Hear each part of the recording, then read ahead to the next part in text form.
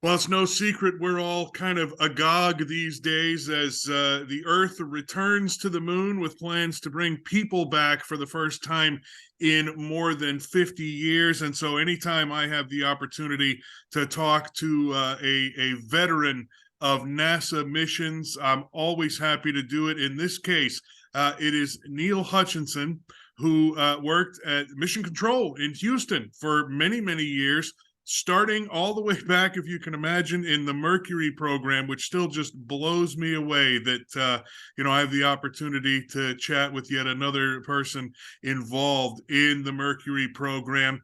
Neil, I appreciate you taking the time to join us. Thanks for that. And the first thing I wanted to ask you too is what your role was when you first got to the Johnson Space Center in Houston. Well, it certainly wasn't a role in directly in mission control. When I joined NASA in 1962, I came to work there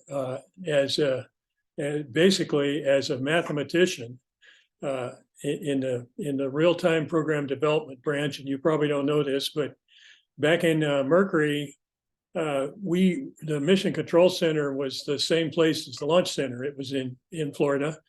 And in fact, the Mission Control Center in Florida was a pretty crude place. But then again, the vehicles we were flying in Mercury were pretty crude. The telemetry systems were all analog.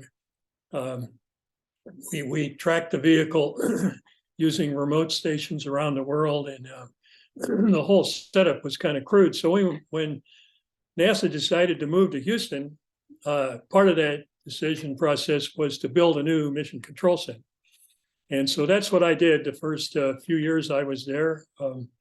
I actually had the privilege of leading the development of the Gemini and Apollo telemetry control systems that provided data to the crews, to the ground controllers in Gemini and in the early Apollo flights.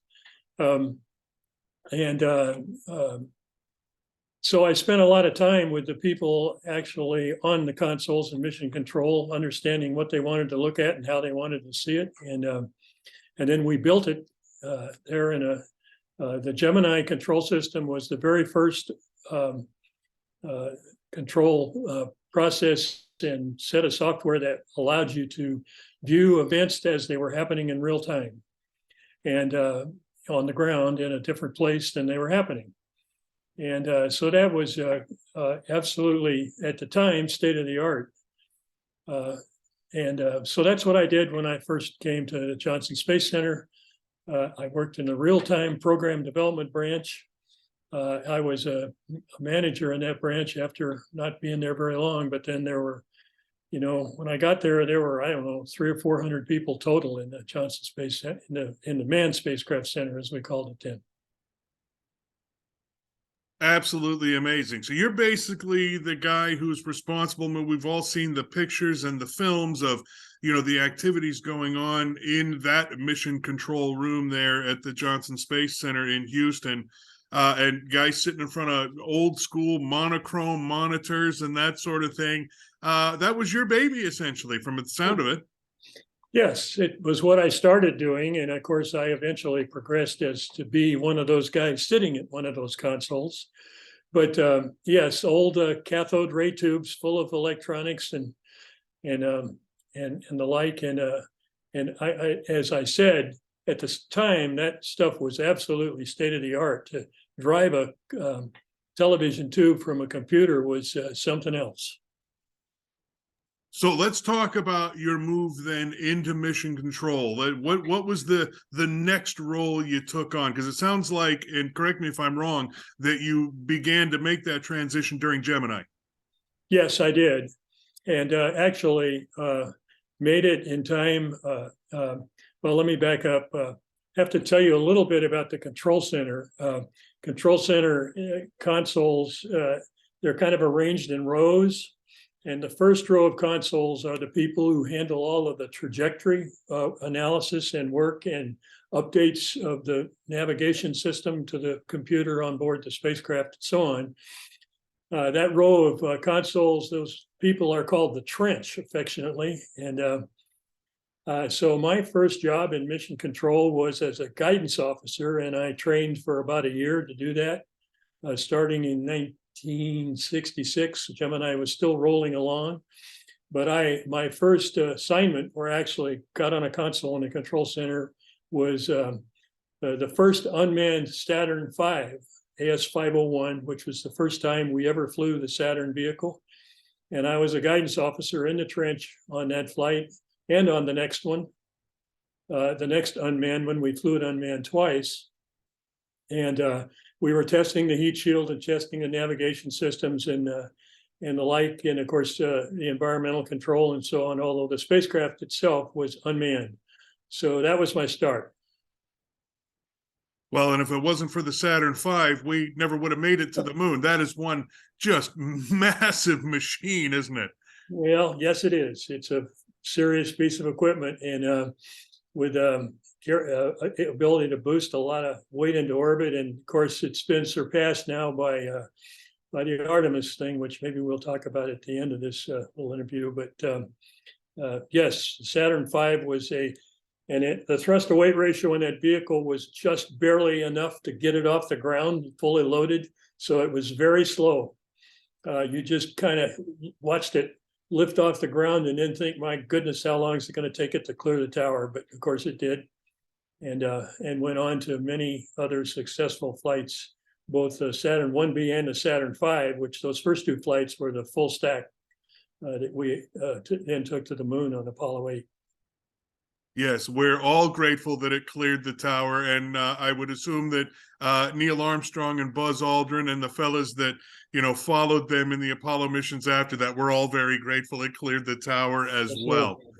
So, I want to let me ask you firstly. I'm assuming you were in the room then and at one of those consoles during most of the Apollo missions, right? Yes, I was. I actually. Two or three things went on during that time period. I stayed in the trench for the first two as a guidance officer for the first two unmanned Saturns. And then when we got ready to fly the manned Apollo, which started off with of course, we had a terrible, terrible accident on the pad during that time. And I was still, had not moved out of the control center original position. And I decided I got a chance to take on another management job.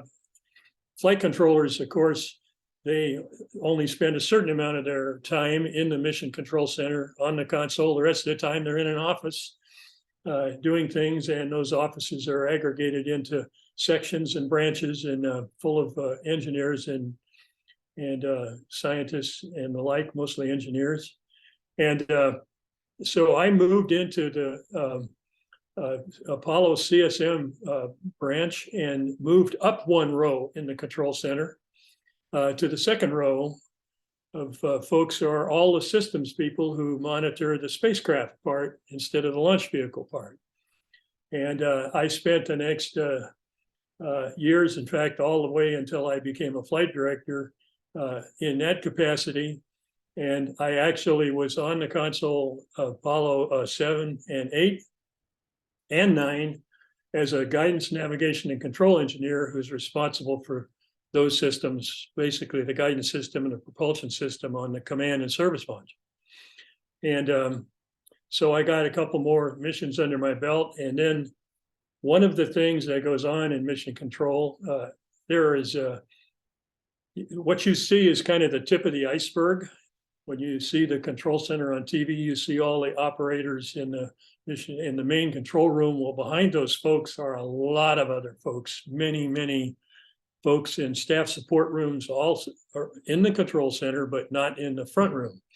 And the way we operate that is each system is then broken down into components. It's like if your car, there'd be a guy in the front room who was responsible for the engine, but then there's a guy in the back room that's responsible for the fuel supply and responsible for the pistons and responsible for the cooling and so on and so forth. So I went back into a management role that interfaced the people in the front room with all of the support people outside of the control center. It was called the SPAN room, Spacecraft Analysis Room. And I actually ran that room for a number of flights, participated in it, and eventually ran it. Apollo 10, 11, 12. That's where I was on Apollo 11. That's where I was on Apollo 13.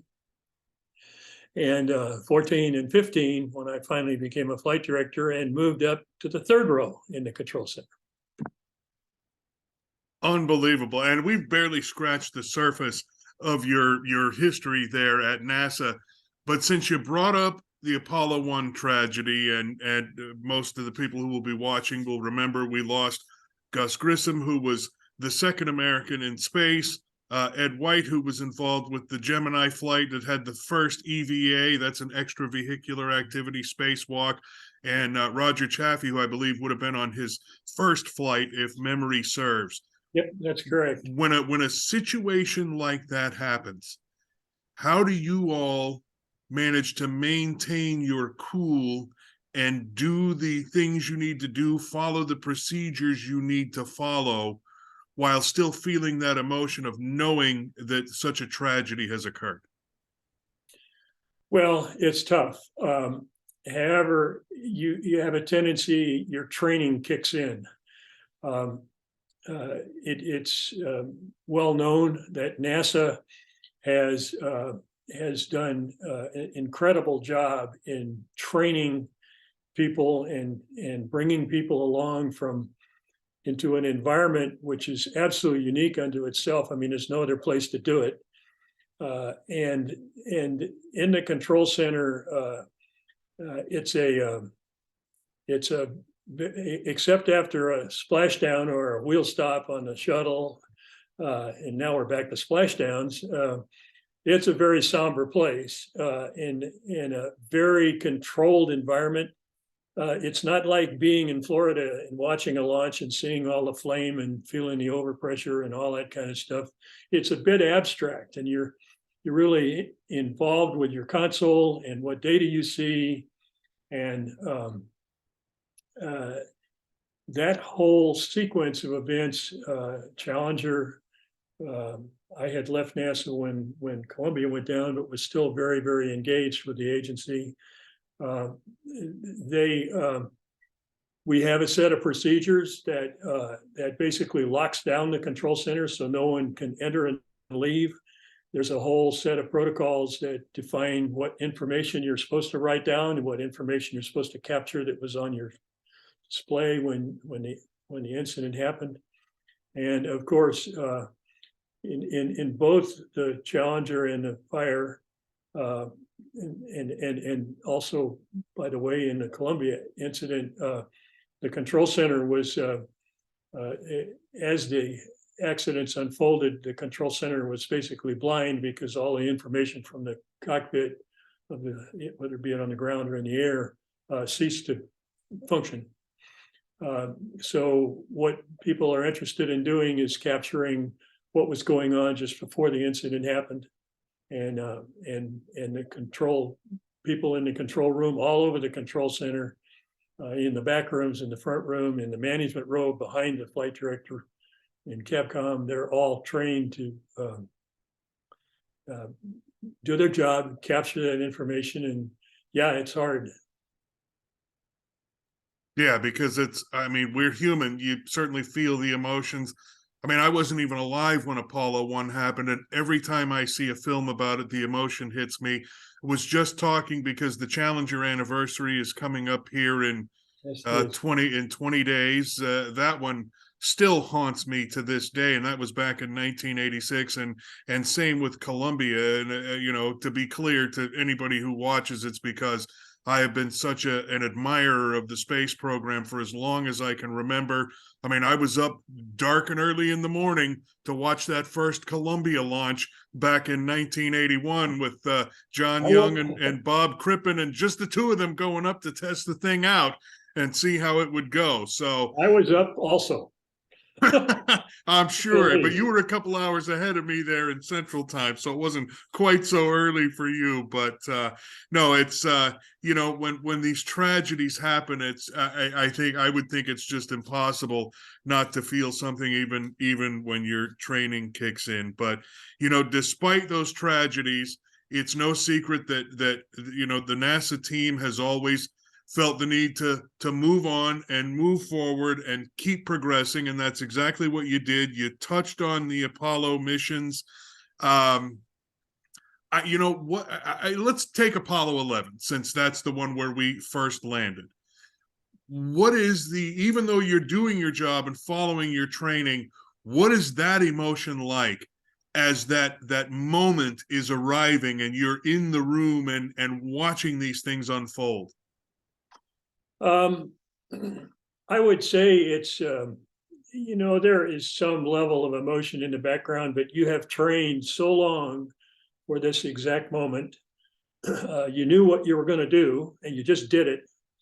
And quite frankly, when these events happened, like, the shuttle, I mean, I launched the first two shuttles, so was the flight director on the first two shuttles. You're doing your job, and obviously in the shuttle case, in my case, when we got to orbit and safely, there's maybe a little bit of relief, but while you're doing it, there is no really thought process, emotion, or oh my God, the thing finally lifted off, or anything like that. It's kind of ingrained in you and your training to do your job and pay attention to the stuff you can pay attention to and that you're responsible for. And of course, in the case of a flight director, you're responsible for the whole shebang. So during critical mission phases, that position is got a lot of responsibility. And is in the end the ultimate decision maker. And there may be some management people behind you, but whatever goes on, you're the end authority. And you could take that back to a systems guy or a trajectory person. They're the end authority on their system and their thing, and they're just going to execute the flight rules and the plans and the training that they had. And when it's all over, there is a pretty strong relief of euphoria, I guess I would say, and certainly a bit of partying around. And we pretty famous for some of the splashdown parties we had in Apollo, and of course we had them in a wheel stop in the shuttle days and so on and so forth. But you have to remember that when major things happen in a flight, the flight's not over in any way, shape, or form until the crew is back on the ground and safely out of the ship. And so you get to orbit in the shuttle or go back to Apollo, you get to orbit in Apollo, and then you do translunar injection, you're off to the moon, you land on the moon, you still got to get back off the moon, and then you got to get back to the Earth. And so there really is no relief valve, if I could put it that way, for the people engaged. You are absolutely, totally engaged in what you're supposed to be doing until they're back. So the control center, very quiet, and everybody's talking on headsets. There's really no noise in there.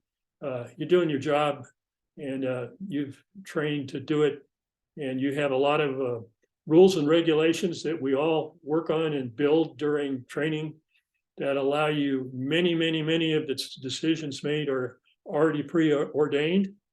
When X happens and Y happens, then you're going to do Z. So the decision-making processes are all built during the training. Now, obviously, when you get in the air, the decisions are always some shade of gray. You never get the nice crisp, well, the so-and-so broke and therefore we're going to do this. But the training sets you up to execute quietly and efficiently. And I would say Apollo 13 is probably a perfect example of decisions that were gray, because, I mean, we've all seen the movie, of course, and we all know the actual circumstances. you guys basically had to throw the book out and figure out all new solutions, which was amazing. And I've been wanting the entire time, and I should have said it a lot sooner, to point out that was the time. And I always think of my dad's cousin who worked for Aerojet back in the day with the same thing. The short sleeve dress shirts, the skinny ties, the pocket protectors, and the most important tool, the slide rule, because there were no graphing calculators or anything like that. You had all the sophisticated equipment on the consoles. So I don't want to compare a slide rule to an abacus, but if you're comparing an abacus to the modern computer, the slide rule is probably somewhere in the middle there. So the fact that you guys were able to do all of this stuff, all of the math that was required to do it, and all the feats of engineering is just still to this day amazing to me. And the other thing I always point out too, the computer on the LEM for Apollo, the lunar module, had less computing power than the cell phones we carry in our pockets today. Oh, and they were able to get to the moon. That. Yeah, they're able to get to the moon with that. It's just absolutely amazing. So, and I also want to ask you just for some clarification too. Now, you were the flight director for those first couple of shuttle missions, and the guy I always compare it to is Gene Kranz. So you were essentially the Gene Kranz of those first couple of shuttle missions. Yes, sir, and quite a few missions before that. Okay, so I wanted to ask you about Gene Kranz specifically. Tell me about what kind of guy he was to work with. Well, Gino is the ultimate flight director. In fact, in this day and age, he still is. Gene is still very much with us and very active in the community.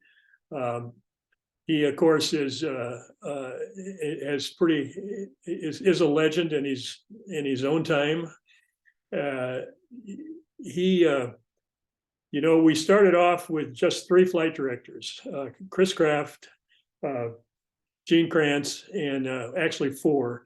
There are 3 original ones: Chris Kraft and Gene Kranz and John Hodge. And unfortunately, Chris and John are not with us. Gino still is. To work for him is to be he has a saying that he likes to use called tough and competent, and you better be both, or you probably won't work for him for very long. The other side of Gene is that he recognized very early on that 3 flight directors weren't going to pull this program off, and he and Chris, John Hodge left the program early on. John was not even with us when we finally got to Apollo. I can't remember exactly. He went to work in DC for the DOT, Department of Transportation, I believe. But Krantz and Kraft recognized very quickly that they were going to have to figure out a way to grow some new people who could take on the kind of responsibilities that they had taken on. And Gene, nobody made it into the flight director corps without both of those people's blessing, particularly Kraft. And most of the people in those days that came up, in fact, virtually all of them that came into that framework came from a console or multiple consoles in the control center. I might be one. In fact, I think I'm the only one that came from both the trench and the system side of the house. But Gene was he was hard to work for, and so was Kraft. Both of them were, you better not smoke them or they're going to undo you. And we all owe a lot to both those guys. Well, and I would imagine hard to work for in this particular job is a good quality, because it means the job is going to get done the way you need it to get done. Yeah, and we in later years after both of those guys, Chris was running the Manned Space Johnson Space Center, and Gene was head of flight operations there, and kind of like the super flight director. Generally, both of them in the console sitting right behind the flight director. One of the interesting things about mission control is that, and I mentioned this before, if you're a flight director in charge of a critical mission phase, like launch, entry, landing on the moon, activating the Skylab workshop, I could name a lot of different, docking with the Russians, the actual docking itself, they have the good sense to sit there and watch you and never open their mouth. And that's tough, since they both were in your shoes in earlier flights. But they recognize the sanctity of the control team and the integrity of the control team. Now, in a time critical thing like a launch, as an example, they're hands off. When you have time to discuss a problem, lots of times I have turned around and asked one or the other or both of them about this or that or the other thing. And of course, whenever there's time to analyze something like Apollo 13 is a good example. I mean, yeah, we had to do some things very quickly to save the situation, but then we had a hell of a problem trying to get that system configured to get those guys back in one piece. And all of that took hundreds and many people outside mission control to pull off. Now, mission control is kind of the tip of the spear in terms of getting the ideas and everything back to the crew. But there's no way, when you have a time to discuss it, you bring into play every man that had anything ever to do with the systems. You go back to the original, the OEM contractors like Rockwell and Grumman and Boeing and so on and so forth. And all the horsepower is brought to bear on the issue. It's just that the control center tends up to be the recipient of that help and the condenser of it into a way that can be implemented by the flight crew. I like that term, condenser. That's a good way to look at it, because I mean, I can only imagine, like with the Apollo 13 situation, the guys you mentioned, Grumman, at an office, looking at the blueprints, going over it, trying to see what they can find and relaying that stuff back to you in that sort of situation. I can imagine it in my head. So, Okay, and I'm an already... interesting side story. You know what I did on Apollo 13? After that, I was in the span room, shift in the span room, that analysis full of nothing but managers back there. I spent the entire time working on the condensation in the command module. We were scared to death there was going to be as soon as it started to get cold, water on everything, on the panels, on the switches, on the computers behind the panels. I spent the entire flight messing around, trying to get information into the control room to the people who were responsible for those systems about what was going to happen or wasn't going to happen. We were running water tests. We were running stuff in Downey, California, and stuff at the Cape in Florida, and in the simulator, and even the simulator, and that's just a little tiny piece of course, the work that went on to get Apollo 13 back. But that's what I did, and over and over and over again, more requests, more writing, more passing it back and forth, kind of an interface job with the people in the MOCR and all of those troops out there that were doing the testing. Very good. So I mentioned I'm notorious for going long. I can see the clock ticking here. No, that's all right. It's my own fault. But I want to squeeze in a couple of quick things. I just want to make sure I'm clear. Did you work on both Skylab and Apollo Soyuz? Were you on both of those? Yes, sir. Flight director on both of them, all three Skylabs. In fact, I got the privilege of doing the initial entry into Skylab, which was probably beside Apollo 13, the next second worst thing we ever pulled off, where we beat the machine. Excellent. So I want to move forward just quickly to the shuttles. What would you say is, the most amazing thing about that technology, that even after all the flights and now that the program is finished, that the average person might not understand? The airplane, without any doubt. We had never flown an asymmetric vehicle ever. They all were pencil shaped with all of the rocket engines all stacked in a stack.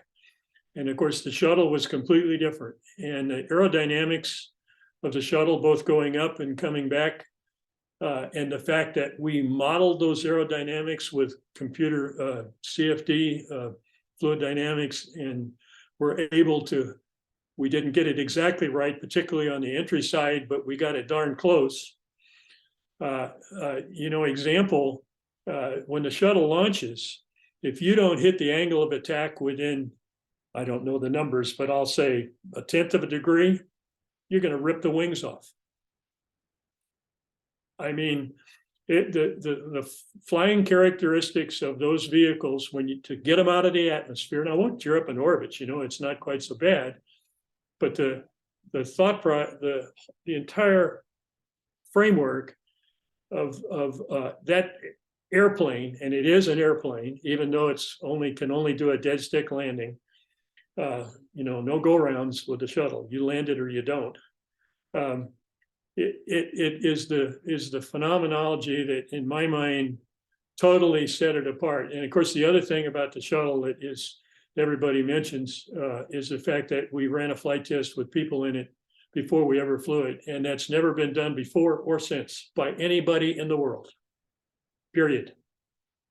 I'm assuming you're talking about Enterprise. No. Enterprise was not a flight test. Enterprise was a landing test coming down from 10,000 feet and how the plane acted and maneuvered. Okay. No, it did not go to orbit, did not go through the aerodynamics of entry or launch, either one, that are required to proceed to get a vehicle out of or back into the atmosphere. And of course, that's never, as I said, that's never been done before, and it's not being done anymore now. Look at Artemis. I mean, we're flying in Artemis now, just like we flew a Saturn V. We're going to fly it again too. And we may put humans in it, depending on how well this test finally goes when they get it back. But yeah, fingers crossed. So pretty unique deal on the shuttle. Yeah, no, absolutely. Many things about it make it unique for sure. So with the 5 minutes we have left, I want to make sure to squeeze in what you think of the SLS for Artemis. That's a pretty amazing setup itself. Well, it certainly is. The rocket, of course, most of us have never seen it in person to launch, but just knowing the thrust characteristics and the size of the SRBs, and it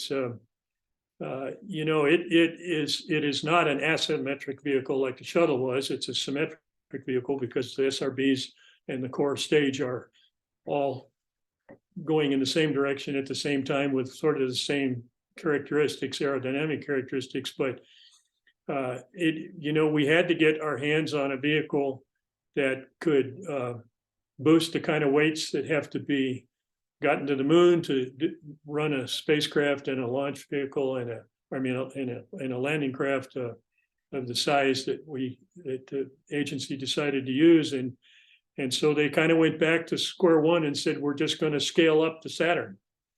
And boy, did they ever. So I'm pretty much a fan of it. I'm pretty worried that, of course, I have no personal insight. It's just Neil's gut feeling. They're going to have an awful hard time making their schedule, and mostly because of Elon Musk's system. You probably haven't heard much about the rocket that he's going to use to land people on the moon, and the reason you haven't heard because it hasn't flown yet, and it's only 2 years until NASA thinks they're going to land somebody. Not going to happen, and it won't be because of the parts that NASA is building. It'll be they have a tremendous road in front of them to man-rate a vehicle that has never been off the ground well enough to land on the moon, because the SLS has nothing to do with that. That's all Elon Musk's deal. Well, I'm glad you pointed that out. That's important. So I also want to make sure to squeeze in. You're going to be at the Museum of Flight this Saturday. What are we talking about, Neil? Apollo 17. The last flight back from the moon this is the 50th anniversary, if you can believe that. And yes, I was really young. Unfortunately, being in the right place at the right time, at the right age helps a lot. And so I got the privilege. That was my first job as a flight director, and I took over Jerry Griffin's team that landed them on the moon, and I got to run the shifts that brought them back from the moon. Did the EVA for Ron on the way back, the translunar injection EVA, and then the entry itself. And so we're going to talk Apollo 17 at the museum because it's the 50th anniversary. And somebody asked me to. I don't do much of this anymore, but there you go. Well, Museum of Flight, as you know, is a great place. And in fact, I had the privilege of meeting both Gene Cernan and Harrison Schmitt from Apollo 17 at the Museum of Flight. So I know. That's very cool. Well, Jack's a good friend, and so is Gino. He's gone now, but Jack is still very much here. I'm not sure exactly what Jack is up to for the 17th, but I'm sure he'll be feted in some way or another, since he's one of the few living moonwalkers left. He and Charlie, and see, I'm not sure who else. Yeah, no, there are several. Buzz Aldrin among them. Yeah, Buzz, but Jack Schmitt, it should be noted, was the first lunar geologist to actually get to go out and do field work. So that's an amazing feat in and of itself, and we'll look forward to hearing you talk about that at the museum on Saturday. Neil Hutchinson, can't thank you enough for taking the time. Okay, Ryan, take care.